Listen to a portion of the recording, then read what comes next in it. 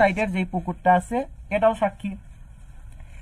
তারপর বলছে যে তার ঝাঁকড়া ডুমুরের ডালে স্থির দৃষ্টি মাছরাঙ্গা আমাকে চেনে।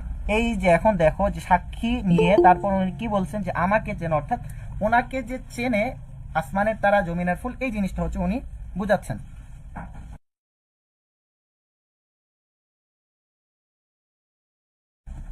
আচ্ছা ঠিক আছে, তো উনি কি বলছেন, উনি বলছেন যে পূবের পুকুর ঝাঁকড়া ডুমুরের ডালে, অর্থাৎ ডুমুর ডালে যে স্থির দৃষ্টি দিয়ে থাকে, অর্থাৎ মাছরাঙ্গা পাখিগুলা গাছের ডালে স্থির হয়ে এক দৃষ্টিতে তাকিয়ে থাকে।